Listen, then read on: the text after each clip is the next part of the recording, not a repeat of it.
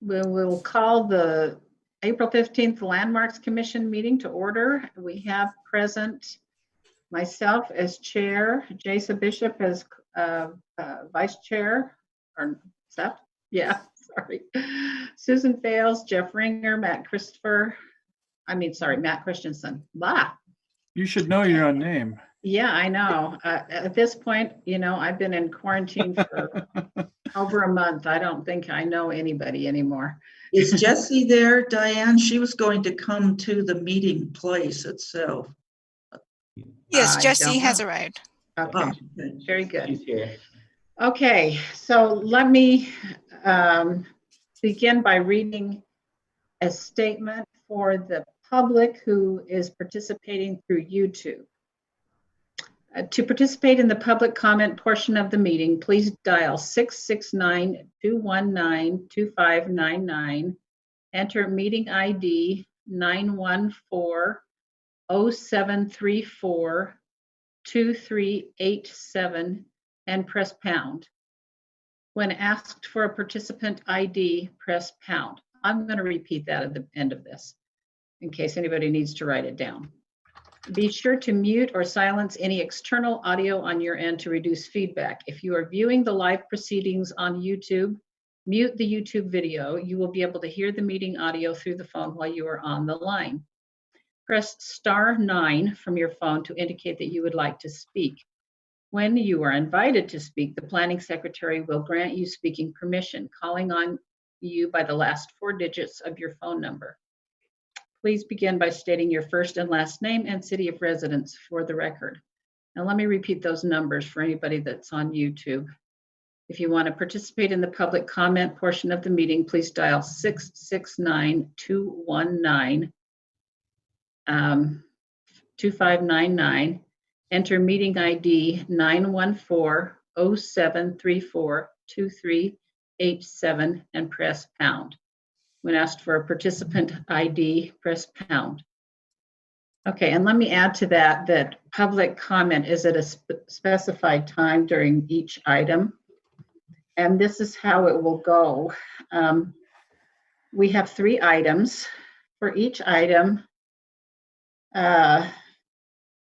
Dustin Wright will present the item, and then we'll call upon the applicant for a presentation at any time during Dustin's or the applicant's presentations. If members of the commission would like to ask a question, you click the raise hand little icon, and Na will be able to let you in to ask that, and you have to unmute your mic, and you can ask your question, and we'll do the best we can to make sure that this doesn't get completely confusing. But anyway, then we will have some discussion by the commission, and then at that point we will ask for any public comment that we might have, and then we'll bring it back for a vote. So is there any question about any of that or anything that I've gotten wrong? I have one question. Yes, Susan? You said that there was a raise hand icon, and I don't see one on my screen anywhere. Is it the chat button? Or well, maybe, you know what? Maybe if your mic's unmuted, you don't need that. Oh, okay. Na, have I got that right? For panelists, you don't need to raise your hand necessarily. It's just for attendees that are listening in, that if they need to speak. All right. So I'm going to say everybody should probably, when someone else is speaking, we should probably mute our mics and then just unmute if you have a question. Does that sound all right? Because if you're unmuted all the time, we're going to pick up background noise at your houses and things like that. My dog barking. Susan, do you know how to mute your thing? You see the little mic that I just muted. You just click on that, and then you unclick it if you want to speak. Okay. Thanks. Are we good? Okay. Then I'm going to mute my mic, and Dustin, if you will present item 1 for us, please. Before we do that, Spencer Timmons, I see your hand raised. I will bring you in when your item comes up. So in the meantime, we're having everyone be an attendee at the moment. Okay, I'm sorry, go ahead. Okay, and then I'll go ahead and start to see if I can. Now, do I have control of the PowerPoint? Yes, you do. Oh, do you not have it open on your end?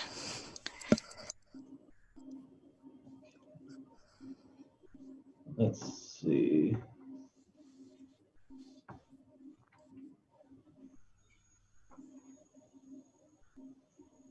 Yeah, if you can change the slide for me, it looks like I don't have control. Okay, hold on one second. Dustin, can you up your volume a little bit? I can't hear you very well. Yeah, I'll give that a try. Thank you. Is that better? Even a little bit more.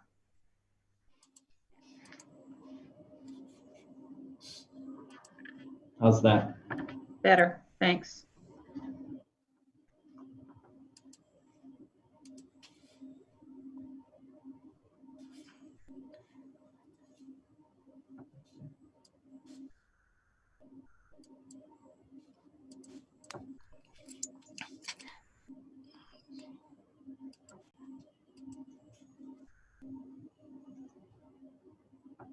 I had to blow my nose. Didn't think anybody needed to see that. So, you know, you're welcome, Jeff.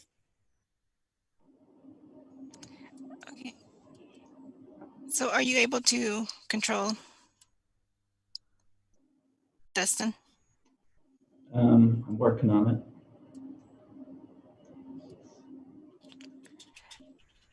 You guys all see item 1?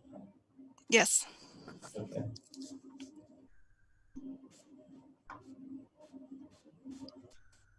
Okay, so item 1, RLS Construction requests landmark nomination to add Amanda Knight Hall to the Provo City Landmarks Register, located at 42 East, 800 North, in the campus mixed-use CMU zone.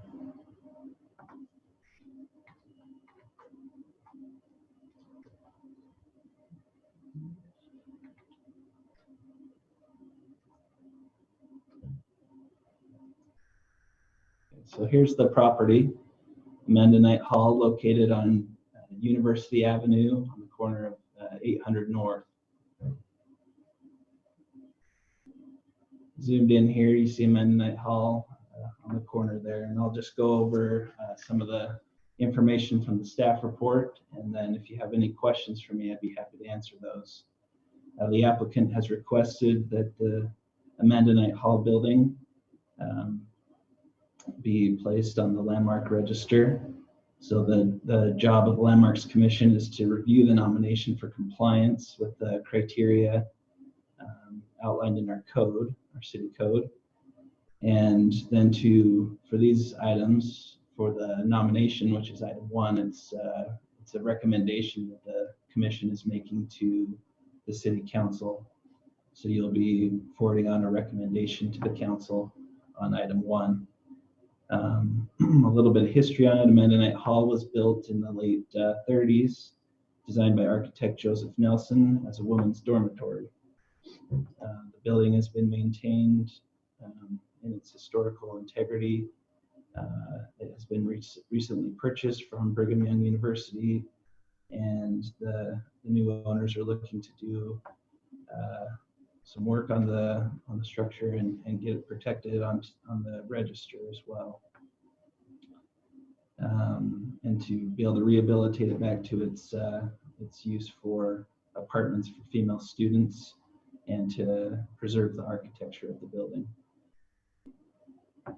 So staff has reviewed the application with the criteria in our code and finds that the application meets the criteria. There's 3 criteria listed in the staff analysis and the staff report, along with some additional criteria that only one of those items needs to be met.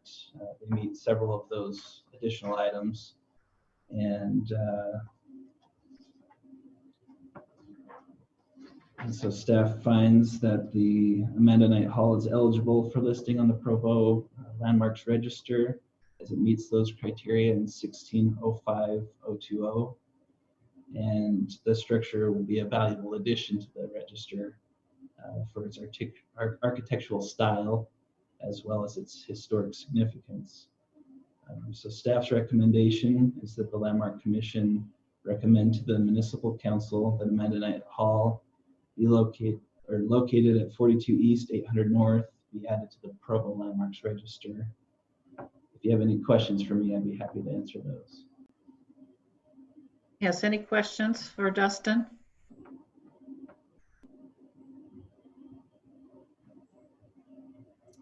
I have a question. Go ahead. Just wondering if there's any, I mean, I don't know if we need to have it in the record, but the fact that we're re-adding it to the registry. I mean, because it was on there once, right? Yes, it was on there and it was removed at BYU's request. I think that was 20 or 30 years ago. I don't know. What do you think, Dustin? Does that need to be part of the? It's fine to mention as part of the history. I don't know that it's needed. That it's that relevant? I'm just thrilled that it's back on, or getting back on.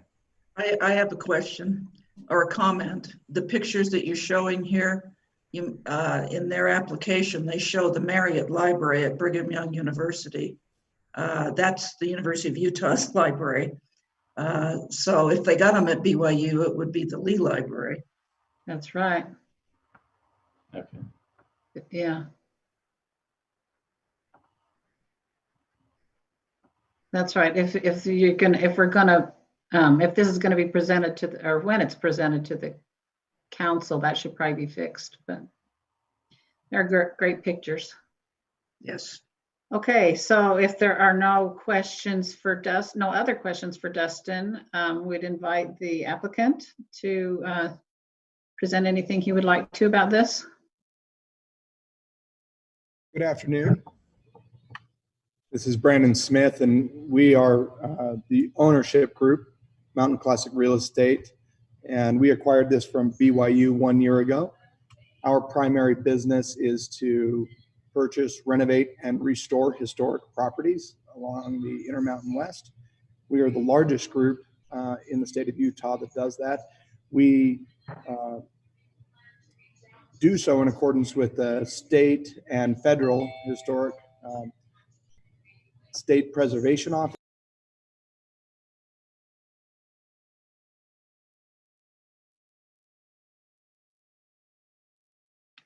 Did you guys lose him? I lost him. I lost, yeah, I'm not hearing anything anymore. I'm not hearing anything either. I think he's off. Okay, do you have me now? Yes, you're back. Thank you. Okay. I'm not sure how much you lost or where we were, but it is our intent to restore this property. The exterior of the building we have, you may have noticed there were air conditioning units protruding from the windows and a few other things that have been added. We've asked them to remove those. Those are now gone, and we will be restoring those windows to their previous condition. Also, we will be making repairs to the roof, but we will be retaining its historical quality and significance there. So as it pertains to the exterior of the building, there will be very little change other than taking it back to its natural, its original quality. In terms of the interior, we are going to, it was originally built as women's dormitories, and we will continue to use it in that same way. We plan on having 13 rooms in there and 56 beds. There were a couple modifications to the interior since it was originally built. There was substantial modifications done in 1964 when BYU converted this from dorms to a training facility. And so we also will be doing some readjustments to the interior to accommodate our need to put 13 rooms in there and 56 beds for students there. The common area and the architectural components on the interior we will not be modifying. We will be restoring when needed, and that's about it, but there's no major changes to the interior structure or quality of this building. I think that about sums up our intent, unless you have any other questions. Will you be retaining the name Amanda Knight Hall going forward? Yes, yes, we will. It has a huge history, not just in the Provo area and the Utah community and with BYU, but also with our ownership team, our CEO, David Phipps, and our other partner, Chris Phipps. Their grandmother attended here, and so it has a lot of personal significance for us as a company as well. So we have a lot of strong feelings about this building, and we'd like its history to be retained there in the community. So Excellent, thank you. Mm-hmm. Thank you for asking that, Jeff. That was going to be my question too. Also, Mr. Smith, it was my intent, I talked to you at the council meeting a couple of months ago. Yes. Well, more like 3 or 4 months ago. Year almost. We were going to ask for a tour, and then of course all of the crisis happened, and anyway, we haven't been able to do that. But if this is ever over, we would still like to do a tour. We'll probably have to do it in two groups, because so that we don't have a quorum and have to officially notice it. But if you're willing, we would still like to have a tour at some point when we're able to do that. Yeah, we would be absolutely honored to take you through this building and coordinate based on whatever the timing is and make sense. So I think that would be great. That would be wonderful. My other question is, do you contemplate any other changes to the exterior besides removing those air conditioner units? Anything that you contemplate there? Fortunately, at this time, it doesn't appear that we are going to have to do anything else other than repairing those windows. If we run into an issue where there's damage to the building, so far it doesn't appear that there is, but if we do encounter any damage, we will be making replacements in accordance with the original architectural materials. But at this time, we do not anticipate any changes on the exterior. Oh, that's such good news. I have to just say I'm very excited about this. I think we all are. Any other questions for Mr. Smith from the commission? All right, I'd like to open it up to public comment. Sorry, I had a question. I couldn't get to my unmute quick enough. Sorry, go ahead, Matt. Mr. Smith, just when you mentioned in the 60s when it was converted to a training facility, I presume that's when it was the language training center for the missionaries of the LDS Church. What did they do? What modifications did they make when that was done that you need to reverse it or change it back to? Is it a significant change, or is it just walls? Or I'm just curious to know. It's just walls. There were some situations. There are some really cool oak doors and closets in this building. They're just really neat the way the cuts are, especially on the 3rd floor. They have an angle cut in them, and there's a lot of really, we think, interesting things. A couple of those things were removed and new walls were put in to accommodate the office. Also, on the 1st floor, a kitchen was added in what was previously 3 dorms. Our plan is to remove that kitchen, restore those. All the doors that had been removed for the closets, most of them were stored in the basement, and good. The fixtures and door handles were retained. So it appears to us, based on what we plan on doing, we'll be able to restore all that and have it back as it was. So we're really excited about that. Terrific. Yeah, the internal part's not really our purview, but it's certainly our interest. So yeah, ours as well. So thanks. Mm-hmm. That's all I had, Diane. Okay, great. Anything else? All right, then, if there's any public comment, if you'd follow those instructions that I gave you, we'll give you a minute to weigh in if there's anybody.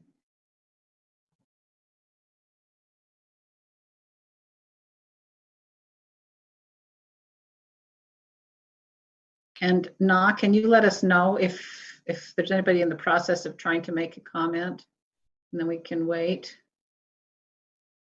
Hi, this is Rachel, one of the other secretaries. I have opened the YouTube to public comments. I don't have anything yet, but again, there's that lag, so maybe we wait just about 15 more seconds to see if anyone has any. Sounds good.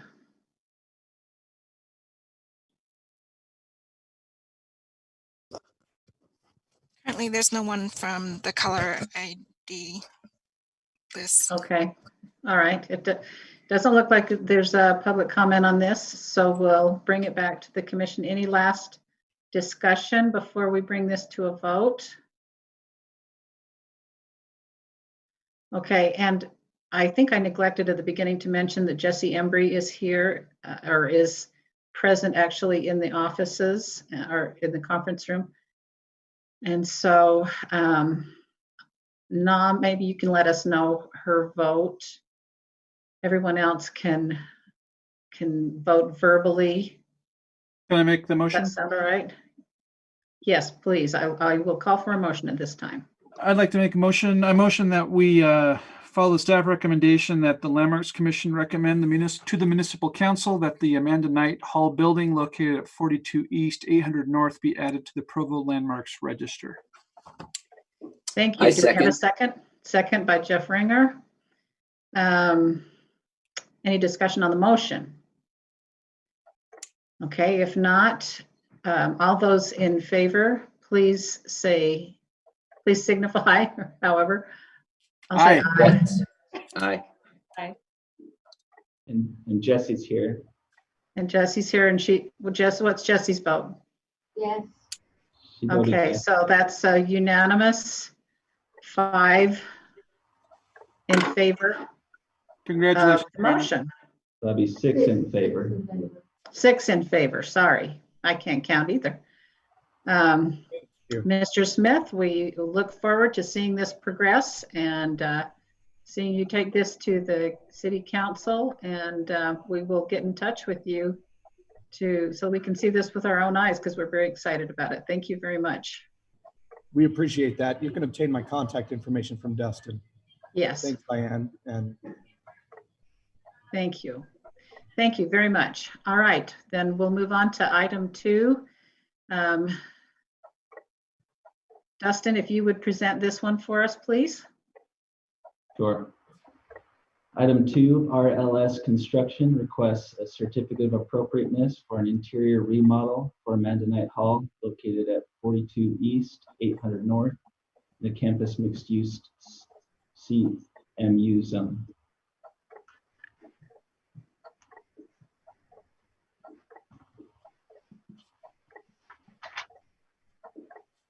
And so part of this item is won't go to council. This would be the Landmarks Commission would be making a recommendation on this item or voting on this item. The applicant is requesting the certificate of appropriateness to be able to do interior work that we kind of discussed a little bit in the last item. And at this time, no exterior work is being proposed. And if that comes along, then the applicant would submit a certificate of appropriateness for that work at that time. But at this point, what's been submitted is for interior work to be done. Staff's reviewed that with the code requirements and finds that the proposal of the interior work is going to be restoring it to what its historic use was as living quarters, and that there's not other things being proposed that would have any effect on the requirements of the code. And so staff would find that the proposed work would comply and be something that the Landmarks Commission should approve. And that any future work, just that it's noted, would come back as a certificate of appropriateness for the Landmarks Commission at that time. And if there's any questions for me, I'd be happy to answer those now. I had a question. Please. I may be mistaken, but I didn't think that we needed to approve the interior work unless it would affect something in the exterior. Is that not correct?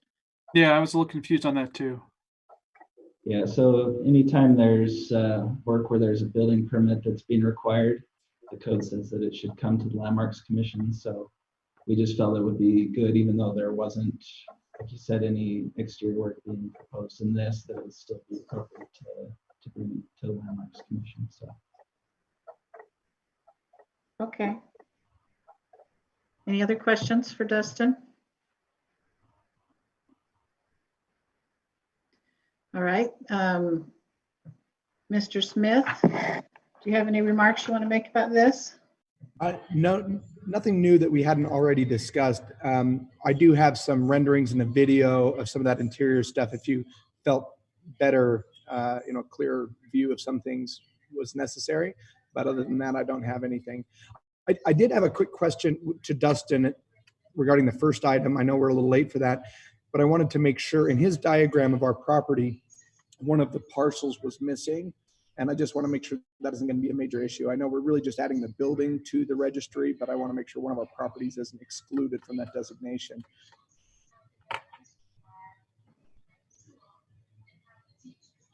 Yeah, we can take a look at that and make sure that all the parcels be what's forwarded on the city council. Okay, I believe thank you. That's what we've sent, but yeah, we'll double check that. Okay. All right. Anything about the interior that you wanted to say? Oh, you said that you had a video. Did you bring it with you that you wanted us to watch that, or how long is it? Sure, it's fairly short. I think it's just a few. Let me just see. I think it's 2 minutes. Let me just see. 2 minutes. Well, I'd like to see it if. Yeah, we've got nothing else going on for the next. How long is this going to last? Not like we have anything else to do. I'd love to watch another video because I haven't watched any yet for the last 5 weeks. Oh, that right. It's a cat video. You're going to love it. Yes. Okay. Finally, haven't seen any of those yet. So bring on the video. Okay. I thought I'd seen them all, actually. I imagine what I'll want to do is share screen, and I'm unable to do it while there's another participant. Am I doing something wrong? Yeah, I've got to just figure out how to share that again. So okay. Give me a second. We're going to test your technical abilities here. In case you all haven't seen it, there's a really funny Saturday Night Live sketch that went on this weekend about a Zoom meeting. Okay, I'm going to check it out. Oh, I heard about that. It's pretty. I mean, it's typical Saturday Night Live, so all those disclaimers. But I thought it was pretty funny. So, are they still doing Saturday Night Live? Are they doing it remotely? Yeah, just like this. Oh, just like this. Okay. Really? It's unique, and I think it actually worked. Tom Hanks was the host. Oh, Tom Hanks, but he's got the virus. Isn't he sick? Not anymore. Oh, okay. Oh, all right. Here we go. That's so pretty. Oh, look at this. I like all the art. Yeah. Ooh.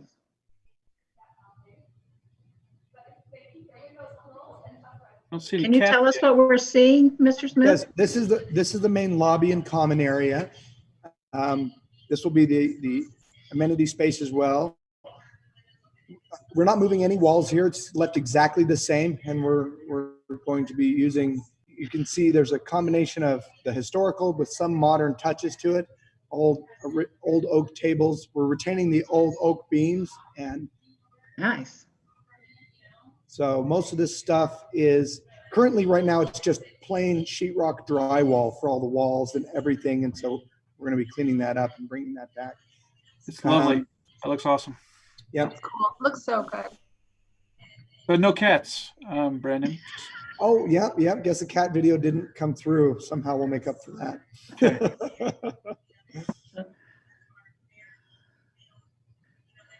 Well, now I'm seeing Jasa. You're front and center. Yeah, she'll be our cat video for the day.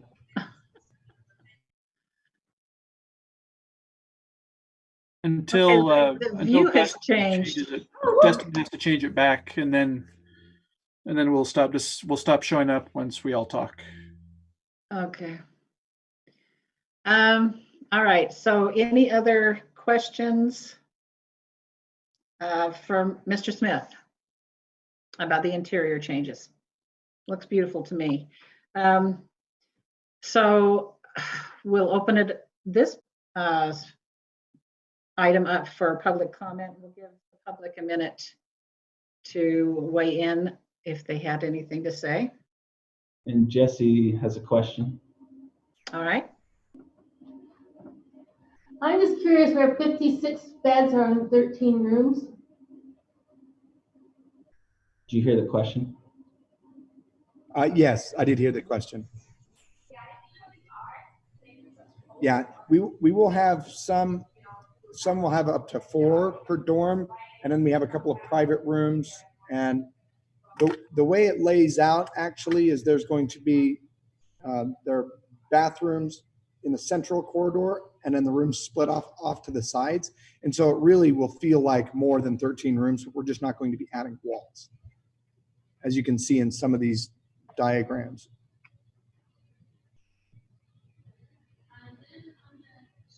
Yeah, I can see that not all the bedrooms are the same size. Yeah, exactly. Yeah. Okay. Does that answer your question, Jesse? Is it back to a shared bathroom arrangement like it was in the beginning? They will not have a shared bathroom. We are adding bathrooms to some of these. So in each room, this one doesn't, it's hard to see in this picture, but yeah, we will be actually adding bathrooms. We won't be doing the shared. We have to comply with BYU's off-campus student housing requirements. Right. And so our interior changes were priority number 1 was, of course, retaining the historical significance. The second priority was accommodating the requirements of BYU's off-campus student housing, which frankly. And also so people will be willing to rent it. I'm sorry, what's that? Also so people will be willing to rent it because people don't like to live in those kinds of dorms anymore. That's right. Yeah, that very good point. We've consulted an excellent property management company that does fantastic work in that area and does a lot of student housing. And we will be retaining them as our property management. And they've just been incredible. That's Aspen Property Management. We've just really been thrilled with them and their consultation. Okay, any other questions?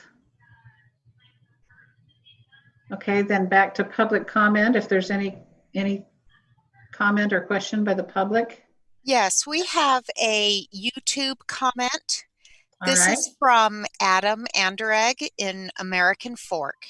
He says, BYU's posting when the property went up for sale listed extensive work that was needed on the building, including asbestos abatement. What is the plan to make this suitable? Yeah, BYU's upgrades or BYU's review of what needed to be done here was quite extensive. We are dealing with the asbestos component just as part of our standard construction. There were other things that BYU standards required, which were substantial seismic upgrades. Our review of this has determined that is not necessary. There are other things such as system upgrades that we will be doing, full plumbing and electrical upgrades that we are doing. And we also will be redoing the roof. So there are a number of things that we agreed with BYU's assessment. However, we also felt like there were some things that were very excessive that were not going to be necessary for this building. But in terms of safety and comfort and upgrading the systems, that's something we already do as a part of our historic renovation. So the plumbing, mechanical, and electrical systems are basically redone in this. Okay, I would think that asbestos would just be a requirement, a building requirement at any rate for any building, unless I'm wrong about that. Thank you. Okay, then if that's the only question from the public, we'll bring it back to the commission. Do we have any discussion on this item? All right, I'll open it up for a motion. And remember this, we're not recommending this to the council. We're voting on this ourselves. I mean, this is the deciding vote is with us. Anyway, motion? I can make another motion unless somebody else wants to do it. Go for it. Okay. Make a motion that we approve the certificate of appropriateness for an interior model of the Amanda Knight Hall building located at 42 East, 800 North. Okay, motion by Mr. Christensen. Do we have a second? I second that motion. Second by Jason Bishop. And any discussion on the motion? Seeing none. All those in favor of the motion, please say aye or raise your hand. Aye. Aye. I think I heard Jesse over there and I heard Susan. Is Jeff still on? Yeah, And you voted, okay, so then I it's did. 6-0 in favor of the motion, and that passes. And Mr. Smith, it looks like you're good to go on that one. Thank you, everyone. That was a pleasure. Thank you for being here and for your good work. I thank for all of your work on this, and Dustin and Josh Yost's previous work on saving this building. We really appreciate your efforts in saving historical properties, so thank you. Well, it's been one of the most satisfying things for us to be involved in too. I have to say that. Very exciting for us. It would not have come to our attention if it were not for those efforts. So we are very much appreciative. Well, good. This has been a great thing to have happen, a great thing for the city. Thank you. All right. We'll close that item and go on to item number 3. Dustin, will you please present that one to us? Yes. So item number 3, Spencer Timmons requests a certificate of appropriateness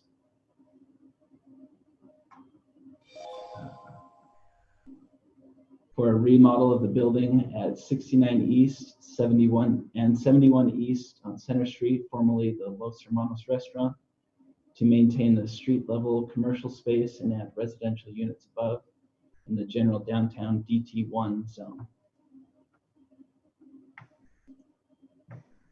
So here's the property, former restaurant there on Center Street, and just close there to the 100 East Street, adjacent to the 63 East development and the library there on the corner. So Dustin, is this the one that burned down? Yes, I believe last year they had a fire there, and as you can tell from the roof there in this aerial image, much of that interior was destroyed on that portion of that building. So yeah, the fire pretty much took its course on the inside, but the facade of the buildings were preserved quite well. So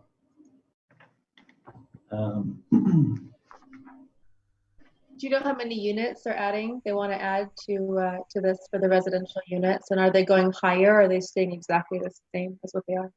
Yeah, I'll show you some images there, but I think they're proposing 39 units at this time. But yeah, I'll show you kind of what that will look like here in a few slides. All right. So the applicant's requesting this certificate of appropriateness from the Landmarks Commission. The goal here is to preserve the historic facade, and then to build above it, but to do a step back. And so let me see if we can, here's an image of kind of a rendering of what they're proposing. So the historic facade down below would be preserved. And then typically in the downtown 1 zone, there's a step back at the 3rd level.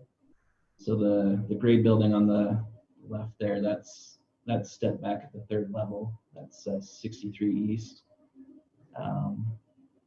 And so on this one, we're looking at having it go back at the 2nd level to help preserve the massing of the existing historic structure, but then allow for the development that you see back behind that. That's where those condo units would be. So they're suggesting adding 5 stories to this? Correct. That's what it looks like? Yes. Are they apartments or condos? Oh.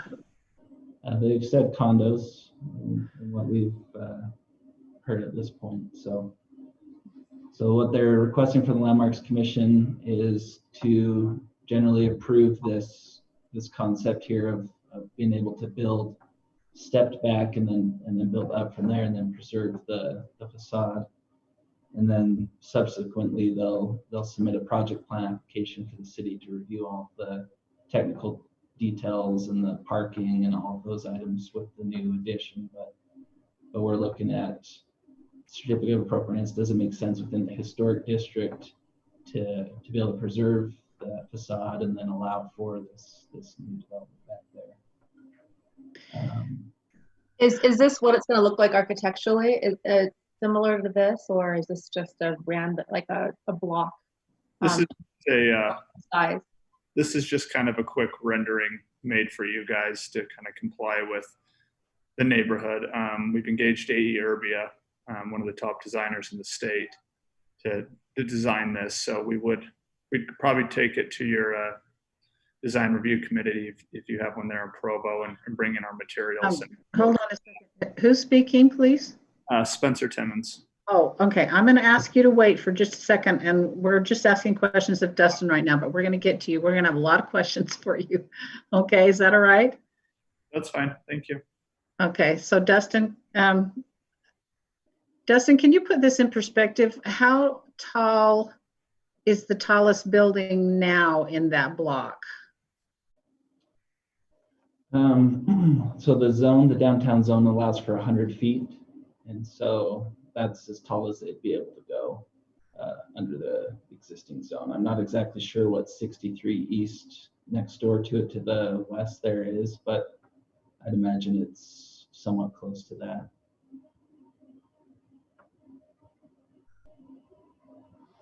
Wait a minute.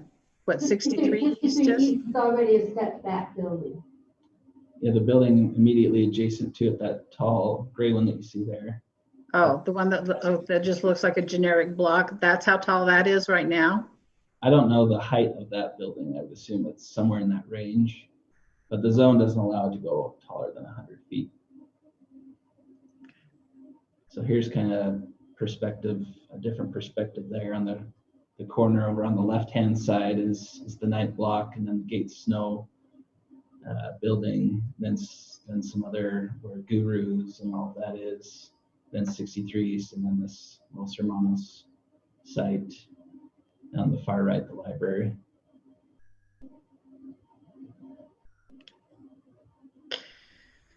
Okay, I think you can figure out where I'm going with all my questions. It looks to me like it's going to stand out like a sore thumb, but maybe I'm wrong. I mean, if it's close in height to the one next to it, I may be wrong about that, but Diane, I think the fact that it's a step back will fit with the 63 East building in the same way.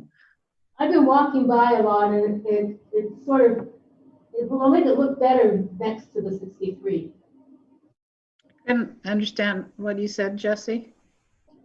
The 63 is already a setback, so it's already a larger building, and all the rest buildings just seem really small. So okay. So you're saying that the building next to it is set back and that it is much taller. I mean, than the older buildings. The old building, yeah. The next building is 3 stories instead of 2 stories. The one with the 63, the front building is only 3 stories. Los Hermanos is only 2 stories. So is Jesse saying that the new addition would be complementary? Is that? I think so. Okay. Okay.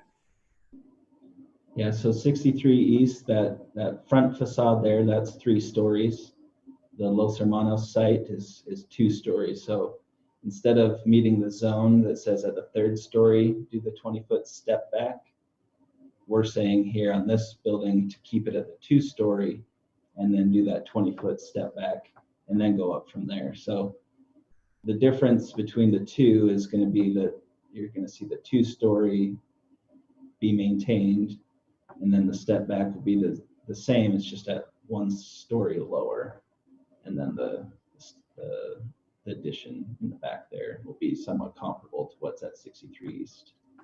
I've noticed in the other building that you're comparing it to, there's a lot of outdoor patio space as you get higher, which kind of makes it feel not as solid, and maybe a little bit more gentle to the eye. But this looks like a big solid block of construction and condominiums, which I'm a little concerned about. Also architectural. I mean, this obviously isn't the final, but architecturally it's very bland. And we're in a really special historic district where we have an opportunity to do something nice. And I wonder, you know, if that's gonna happen. So I don't know, those are my concerns.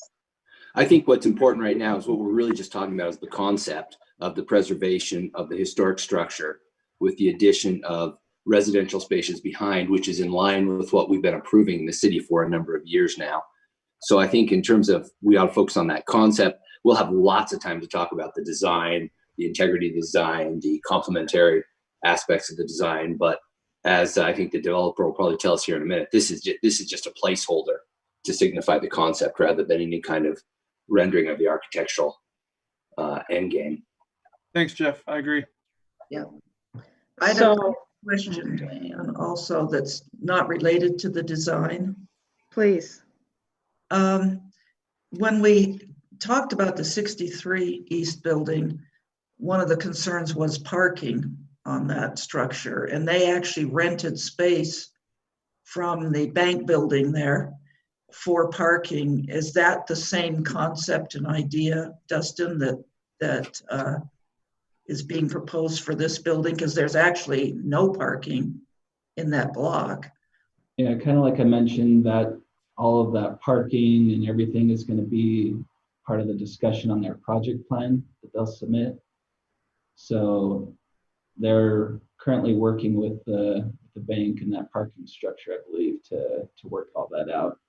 So that's kind of a separate thing, but yeah, that's something that they obviously will have to provide to meet the code requirements. So to give you guys a little bit of context as well, we have our downtown design standards that 63 East had to meet when they built, and we'd also make sure that this meets those same guidelines. So kind of like what Jason was asking about balconies and things like that. There's requirements in there that made it so that those are put in place. So when we get to that point, we'll make sure it meets all those design standards and everything.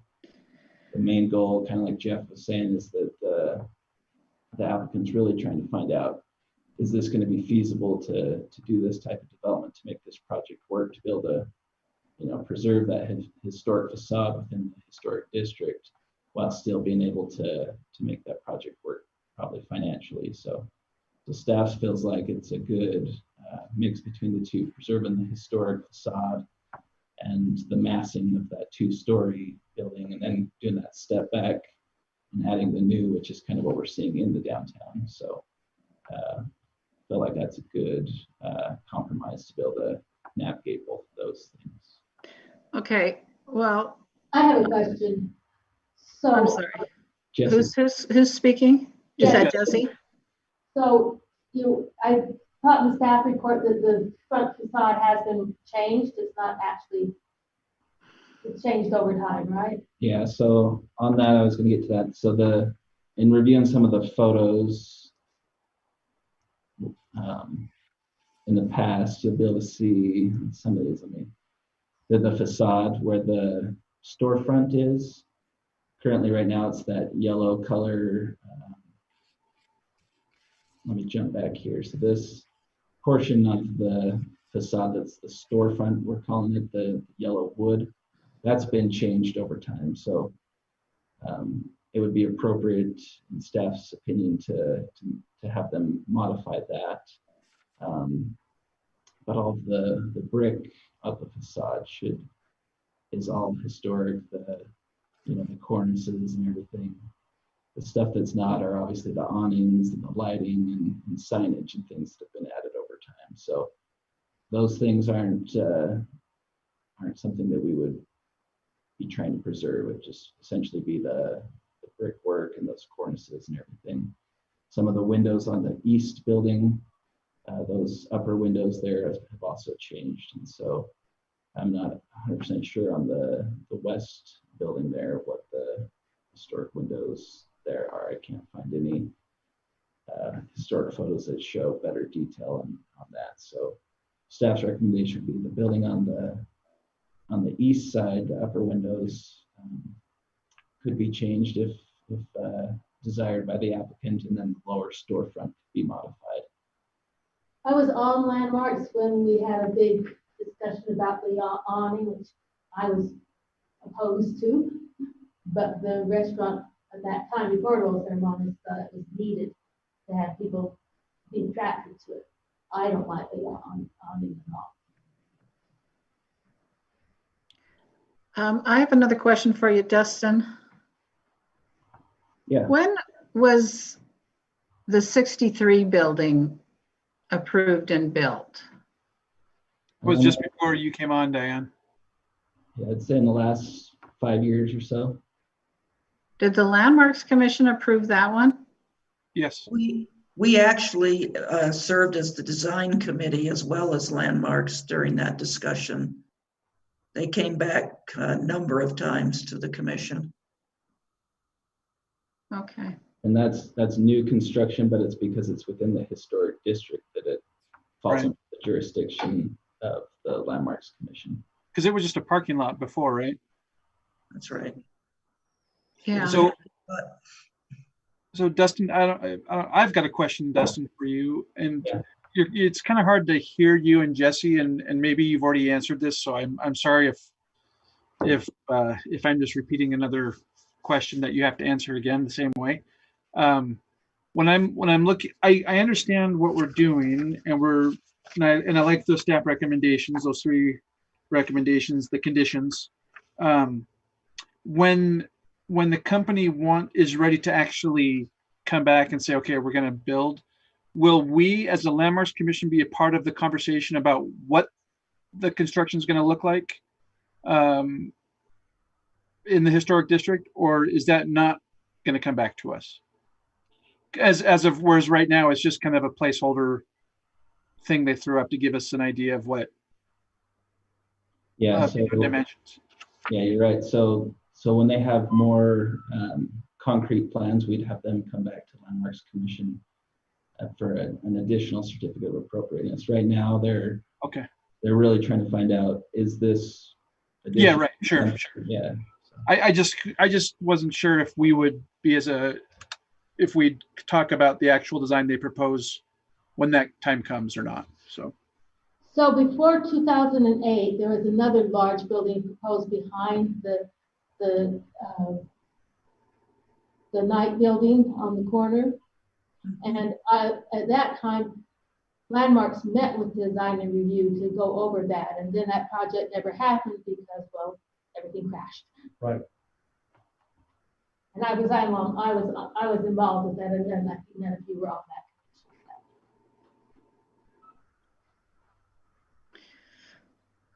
that. Okay, any other questions for Dustin? I might have some more later, but I'd like to hear from the applicant at this point. Mr. Timmons, will you go ahead and present what you have for us? Hi, how are you guys today? We're good. Good. Well, thank you for meeting with us. I hope everybody's staying safe out there. We appreciate your time. Just a couple questions, and I mean a couple answers to your questions in there. The parking, we've been working with Provo City as far as the residential parking, and the owners of the parking garage out of Rancho Cucamonga, or if I'm saying that right, to solidify that we have enough parking stalls, which from my understanding we do. We would obviously get that in writing before we move forward in the parking structure. And I'm sorry to interrupt, but which parking structure are you talking about? One behind 63, behind us to the north. Okay. And so is that privately owned, that parking structure? It is. And they have that many stalls that they can sell to you? That's the bank, right? It's privately owned, but there are a number of spaces that belong to the redevelopment agency of Provo City because we participated in that structure. There are always requests from downtown developers for use of those spaces. And so we've encouraged this applicant to get with the redevelopment agency and as quickly as possible to confirm whether or not they can use those spaces. Bill, is that you talking there? Yes, sir. I walked the meeting just a few minutes ago. You just as you started speaking, you went right off camera. So. Hi, Bill. Hello. Well, okay, then my question is, how can we know if this is feasible we're supposed to be discussing the feasibility of this if we don't know if they're going to be able to get those stalls from redevelopment. Well, I think the developer is correct in his approach. I think they're trying to take this in a step-by-step kind of manner to decrease their exposure and their expense. What I think they're saying is, are they on the right track with the renderings they've shown you? If the Landmarks group thinks that they are, the direction they're headed is correct, they'll then go start talking with the RDA. They'll start working on more detailed plans that will come back to you. But I think they're trying to take a smart step-by-step kind of approach, Diane. So that's where we are right now. If that doesn't seem right to you or you have some other idea, let us know. But that's why we're approaching it this way. Okay. Okay. That's becoming more clear to me. Okay. And I spoke with the group who owns that, and they do have adequate spaces. And I kind of spoke with Provo, but Bill is correct. We are taking it on a step-by-step to try and appease everybody, ourselves, our financial partners, and the city and Landmark. The building next door, like you said, just so you know, that does not have any balconies on 63. We do have balconies. This is not a final rendering. This was more to show height and shape with the step backs to see if you guys were comfortable with that. We would definitely do a nicer facade that we would hope Landmark and the city would weigh into. So on the sides, on the corner units, you'll see we did do balconies for each of those units. So each unit on the corner would have a balcony. And then if you look into the middle of the building, they would have balconies in there. That's actually a more expensive way to build. If you look at 63, it's just a block. This is not a block. This has inland slits in the middle.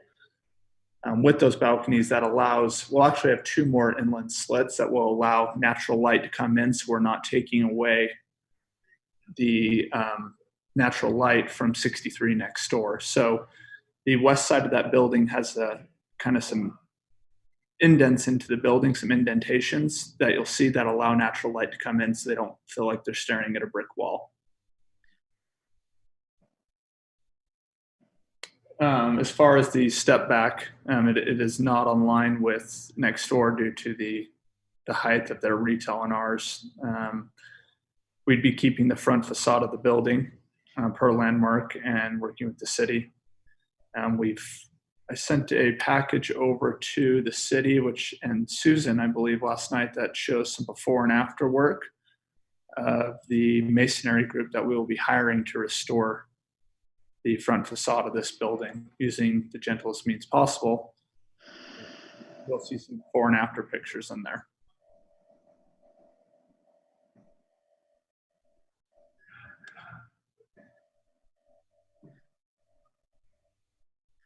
Spencer, let me ask you a question.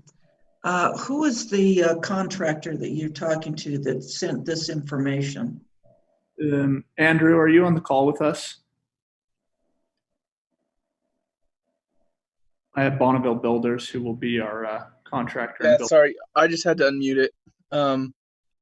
So Bonneville Builders would be the general contractor, but we have reached out to Abstract Masonry, and actually I have an appointment with him on site Tuesday at 2 to get a more exact bid. But this is something that they handle, and he mentioned that they've worked with you and Provo City in the past, like at the night project, that block down the road, and happy to answer any questions you might have about that.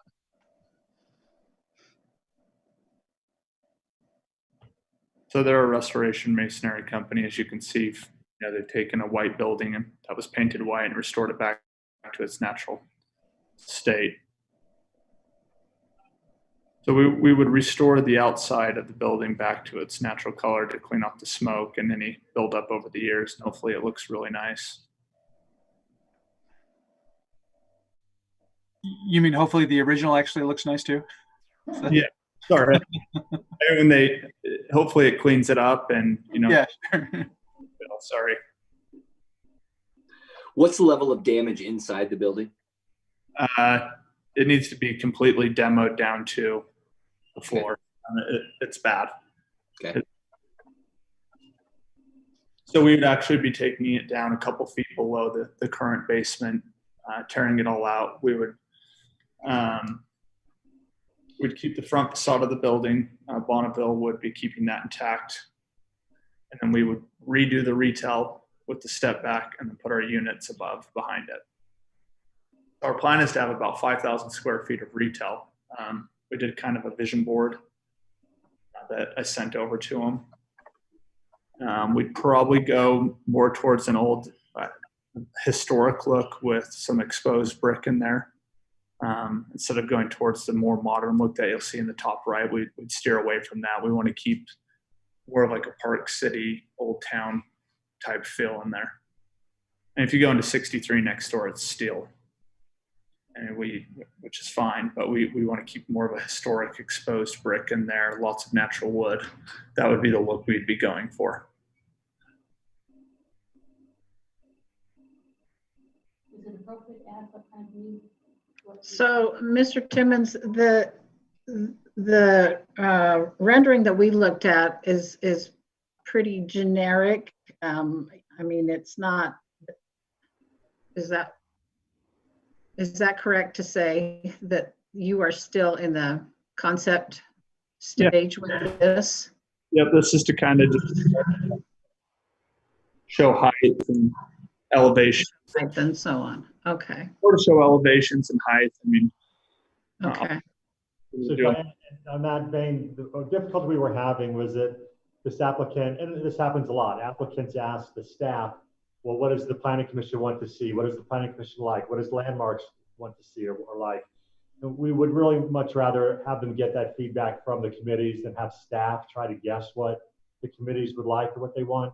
So that's another point of this, is for y'all to start weighing in now and giving your input. So as they go to the next level of drawings, they know where you'd like them to head. Okay. See, I have a question, please. Go ahead, Jesse.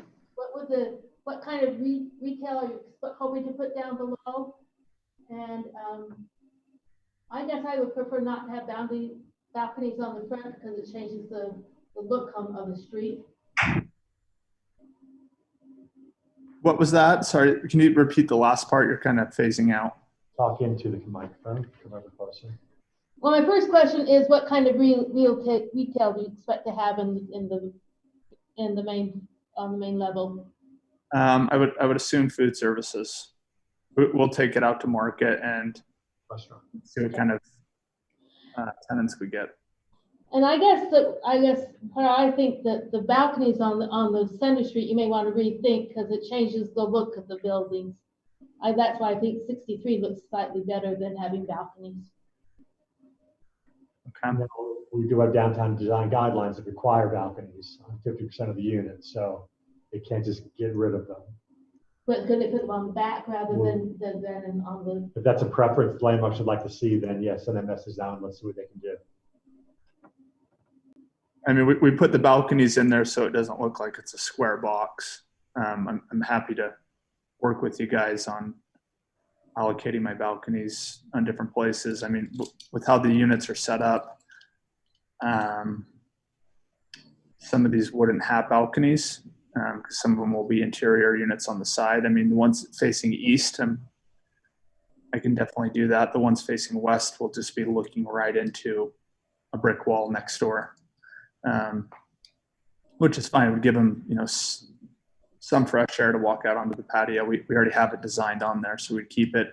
If you guys are talking about the front of the building and you feel that you want us to remove those as long as it suffices Planning Commission and Provo and Landmark, and yeah, we can remove them. But I think that would have to be a group decision as far as zoning and talking to Bill.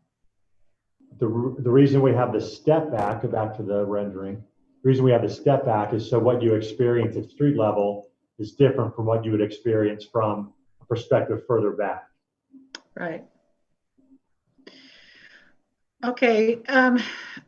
So as I'm hearing you speak, Bill, and also Mr. Timmons, it seems to me that this isn't just a placeholder here. That I think that that we are weighing in here as a Landmarks Commission. And as such, I'm just going to give my opinion that what I like is I like the step back, and I like that you're doing something with the building, because it's right now it's a burned out hulk, which is really too bad, and it was really sad when that burned. What I don't like is I don't like that it's taller than even the building next to it, which I already think was too tall, but that's neither here nor there. I don't like increasing in height. I would be okay. I would be better with it being the same height, but I don't know that we want to go taller and taller and taller in a historic district. And I don't like the blocky appearance of it. I do wish, as Jasa had mentioned, that there was something to soften that facade so that it doesn't just look like a big blocky apartment building. And that's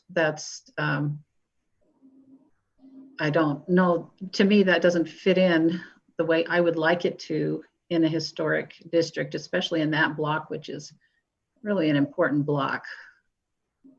So that's my opinion, and I'm giving that, you know, as a member of the Landmarks Commission.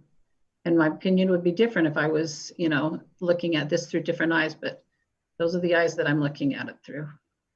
Awesome. We appreciate that, Diane. We've, if you look at 63 next door that everybody weighed in on, that's actually very blocky. There's no cutouts. The roof lines aren't angled. This build we're proposing is actually much more expensive than the one next door. Yeah. So, I mean, we've tried to steer away from doing a block. If you see, if you look right there, it is a perfect block. So Yeah. Yeah, we would be happy to, I mean, try and work with you guys on how to make it not so blocky. I just don't know how, but I can go back to my designers and see what they could do. I think, and I agree with Diane, and I appreciate you guys wanting to improve the property. I think that that's has huge merit. Where I have concern is it looks like every other apartment building that I've seen constructed in Provo recently, that, you know, similar look, which is not so bad in a different block. You know, I just think this is an important block that has historic significance, and we have a chance to make it really special and have some creativity and have good architectural elements. And that just looks like everything else, and that's my concern. And I like balconies.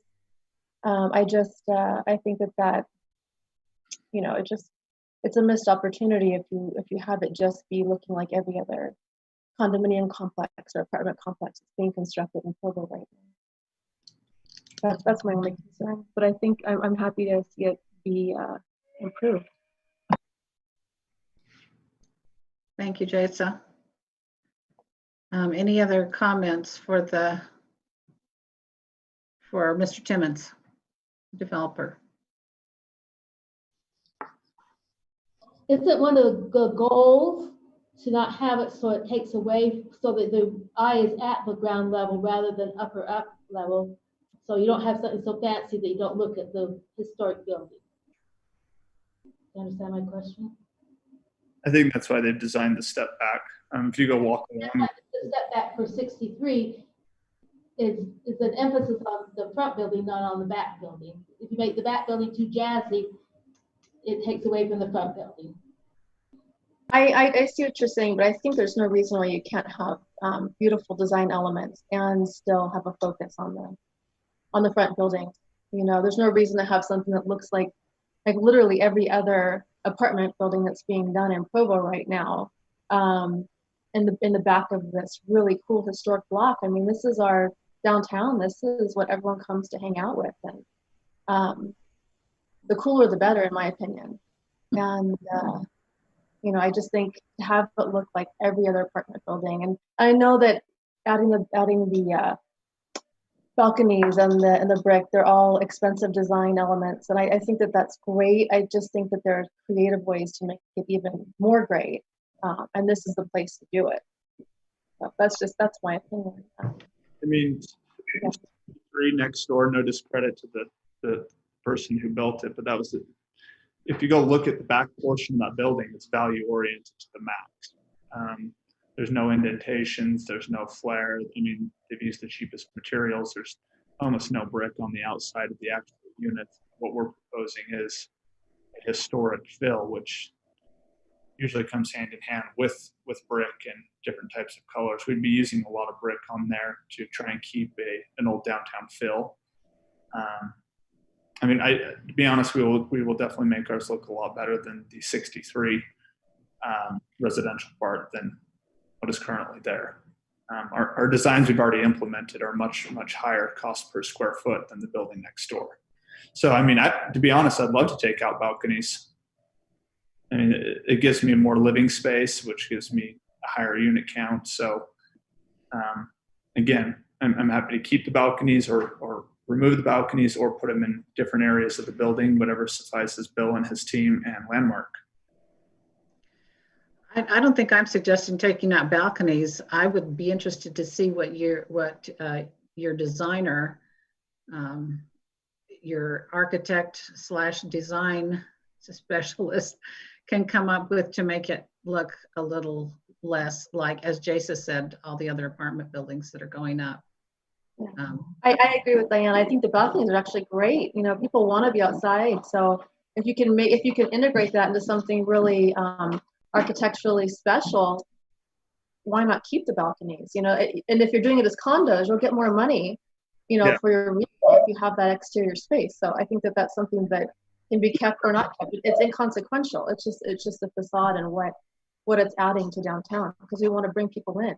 So Dan, can I make a comment here? Yes. I guess it's to the commission members, but also to Mr. Timmons that, I mean, right now we're just focusing on approving the facade of the original building and getting it cleaned up, right? So we're getting ahead of ourselves. What was that? But at the same time, I think it's important for us to remember, like for the 63 East building, I mean, it was a vacant lot. And what we don't want is them constructing a building that looks old and historic. We want them constructing something that looks modern, because Provo has always built modern. And the historic buildings that are historic to us were modern at the time they were built. And I think when the time comes when Mr. Timmons comes back with to talk to us about getting certificates for the build-up, the apartment complex, that it should look nice, but it should not look old. It really should look contemporary, because we don't want anyone to think that it's part of the original building and is old. And I'm not suggesting you're going to do that, but just a reminder to all of us that that's what Provo is. We want to make sure that we're in line with that thinking. If you walk up and down Main Street, Park City, they've really done a great job there of keeping the facade and the old fill of those buildings. And then they also have a lot of step backs where they've done condos. So you kind of have like a old modern type fill, which flows really well. And I think that's what you're doing at, and that's what we'd love to achieve. I mean, and it looks nice too, I think. It does.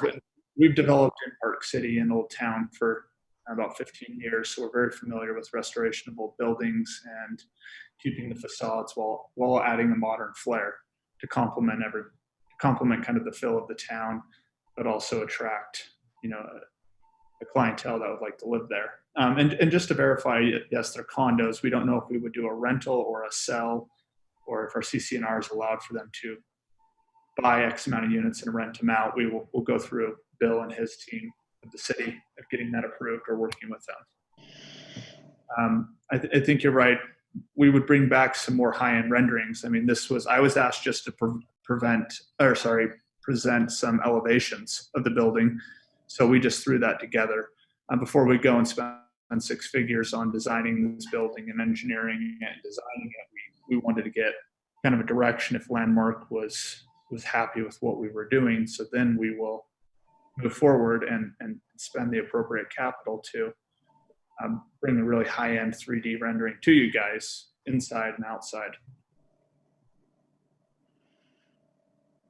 Diane?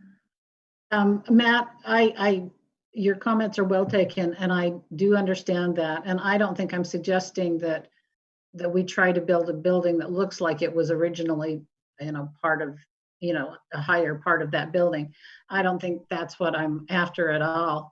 I think I'm after something that would be more interesting. But it could look nice though, for sure. That would blend in better. Yeah, it It's could not complement. taller. Yeah. That looks, that would really add something special to that block, which is a wonderful block, because we don't get a redo. Once it's done, it's done. And I'd like to see it done well. And I think it sounds like the applicant, Mr. Timmons, is willing to put in the work and bring back something that could be a really fine product. That's just what I'm weighing in on, saying I hope that can happen. Yeah, for sure. I'm not happy with 63, to be quite honest. When I look at that addition up top, I just don't think it blends at all. Even though we want it to be modern, and that's fine, it doesn't. It sticks out to me. It doesn't look like it belongs on that block, and that's what I'm hoping not to have happen with this one. But at this point, we're just giving opinions and hoping that the applicant can take that for what it's worth, and as he looks to bring something more final back. Anyway, I think I've said enough. I've probably said more than enough. Anybody else have questions or comments for Mr. Timmons? And I appreciate your patience, Mr. Timmons, as we're trying to feel our way through this as well. Just at home, it's okay. Okay. That downtown area is precious. And it's something that people talk about all the time, the historic feel of downtown Provo. And I don't know, we all went to BYU, and we understand the significance. Yeah, it is. It's very significant. Okay. Any other comments for Mr. Timmons, or is there anything else that you wanted to say, Mr. Timmons? No, I just think you guys were on track with, I hope we didn't steer too far off the course, and I respect your opinions, and I took a lot of notes. We were more just looking for a direction of you guys saying, hey, we're happy with the concept and the elevations. Why don't you guys now go move forward, get your plans drawn up, spend the money, and work with the city, and then we can weigh in on some of the details, colors, and materials for the building. Okay, thank you. We'll open this up to public comment for a moment. If there's anybody who has stayed with us on YouTube who would like to comment. Yes, we have some about this. All right. Yeah, we have some YouTube comments. The first ones are from Julia and Ann Snoot. They are downtown residents of Provo. They ask, we shouldn't consider this historic preservation if the proposed end result doesn't resemble the original historic building. And also they say adding a new 5-story building on top doesn't contribute to a historic downtown aesthetic. I'm very disappointed in the direction this proposal will take downtown Provo. And we have another comment from Adam Anderegg from American Fork. He says, Spencer, welcome to the neighborhood. I'm an owner of the historic library to the east and the parking lot to the north. Is the proposed building using the same footprint or expanding north?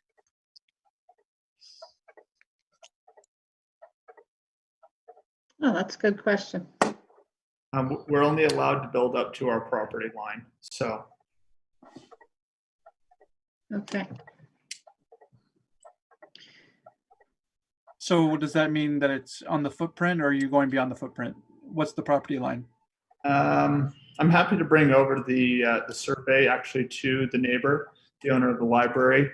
And we were actually going to come and talk to them at some point. We've been working out some electrical issues with the neighbors around there. We've actually solved the problem, so I was going to go over and talk to him. I'm happy to stop by this week. If he wants to state his name, we can walk over and show him a footprint that goes back to the north of where it would be, and we can walk it off. I guess to answer your question, the footprint would go back a couple feet from where it is from the building by the transformer. Okay. But it would not pass our property line and our lot line requirements. Okay. Dustin, are you there? Could you answer the question that the Smoots had about what our purview is in terms of historic preservation? Yeah, give me 1 second. Because it's a good question, and I think it's there's some understandable confusion there. And Julie is no slouch, right? She was on the commission for a long time too. That's right. That's right. So I'm grateful for her comment. Dustin, do you need me to read her comment? Sure, go ahead. We shouldn't consider this historic preservation if the proposed end result doesn't resemble the original historic building.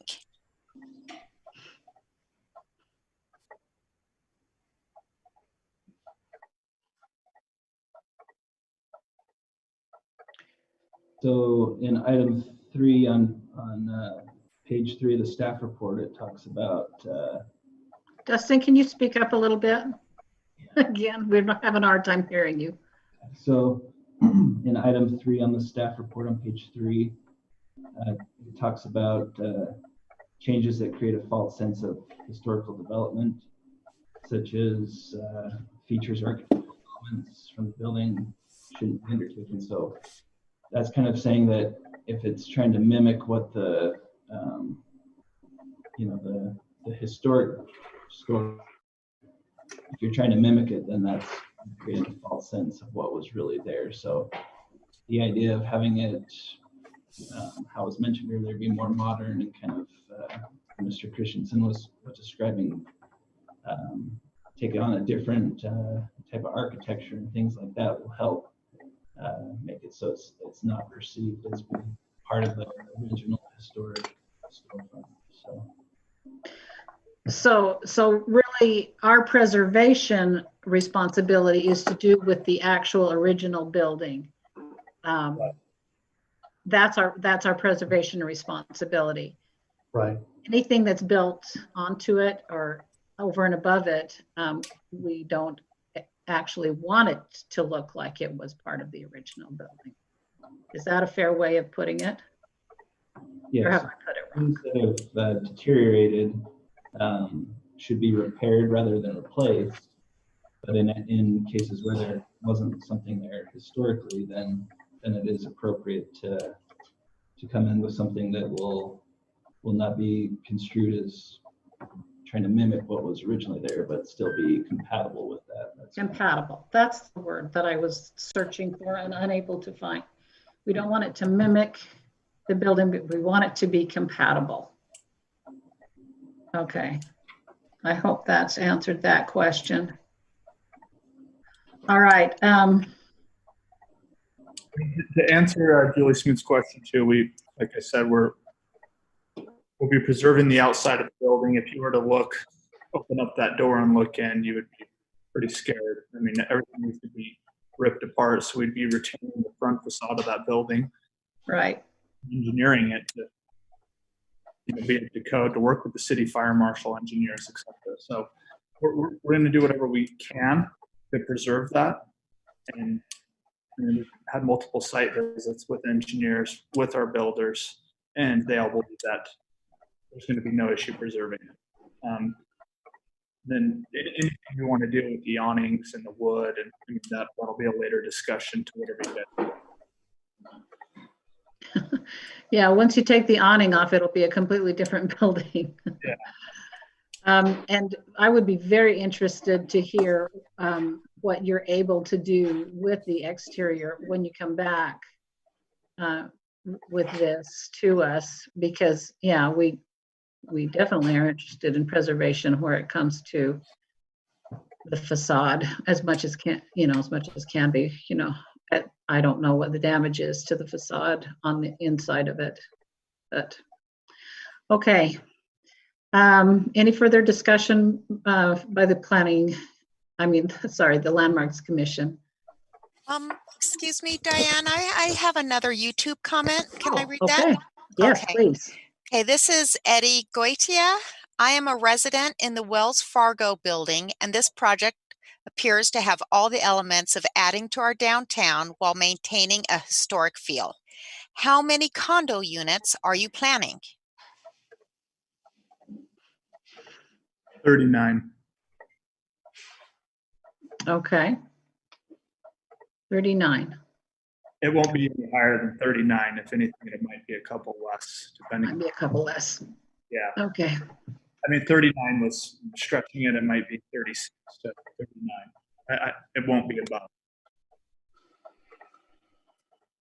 Okay. Thank you. Okay. Is that it for public comments? Thank you, Eddie. And thank you to all of those who weighed in. We appreciate knowing what the public is interested in, very much so. Okay, final discussion by the Landmarks Commission before we have a motion on this. Jeff? Diane, I've got a 2 o'clock meeting, so I'm gonna have to jump off real quickly here, but I do want to just signal my support for this going forward. There's a lot of questions, obviously, to do with the details, how this will look, whether it's acceptable, but at this stage, in terms of approving the concept to move forward on the preservation of the building and then the addition of housing in the back, I just want to indicate my support for that. Okay, thank you very much, Jeff. And my final comment is that I'm going to vote in favor of the certificate of appropriateness. But as you can see, I have some reservations, but I am in favor of the idea of preserving the building. I'm okay with the setback and building on some units. I have reservations about what's contemplated right now, and I'm hoping that we can get a better idea when it comes back to us. So with those reservations, nevertheless, I'm in favor of the general concept of the preservation of the current building and units on top, as long as they're set back and with some improvements. So thanks, Diane. Let me jump in quickly, ask Bill. Bill, does the city have a currently functioning design review committee? Good question. Bill? Yes, we do. It seems like in the last time we were in a historic district, we did not go to DRC. We just went through landmarks. But we do have a design review committee, yes. I'd encourage us to use the design committee, as passionate as we may be, and I may be misunderstanding others' expertise. I'm a politics guy. I love architecture, but I don't know architecture. I don't know design. So I'm hoping that we have some experts who will also weigh in and advise us on this. Okay. And that would be a good idea too. All right. Any other comments? Maybe you'll still be here for our vote, Jeff. Yeah, I'm happy to make a motion right now if we're ready for it. Go ahead.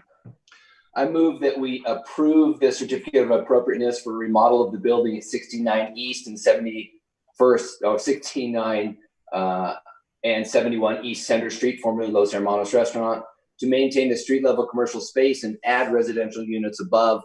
I motion that we approve that certificate of appropriateness.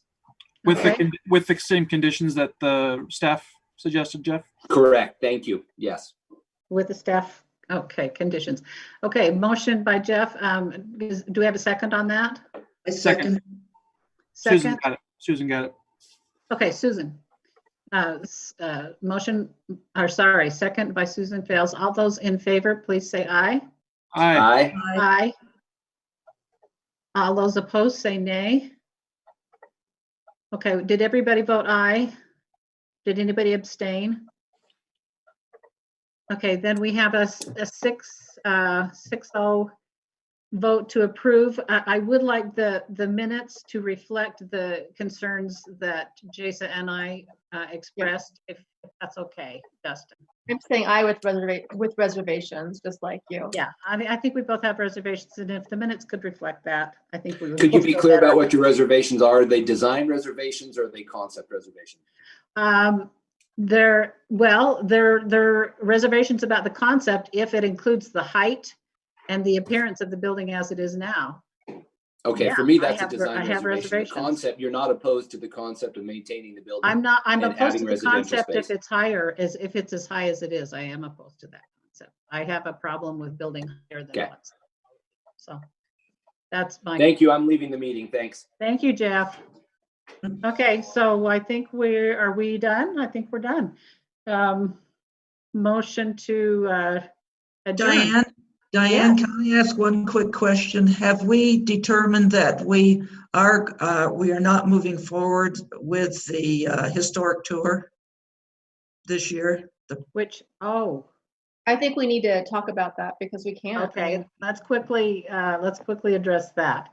Good idea, Susan. I'm all for addressing it. Can we address that, Dustin, since it wasn't on the? Oh, yeah, it's not on the agenda. It's not something you vote on. It's just. Oh, okay. Okay, so as long as we don't vote on it. Okay.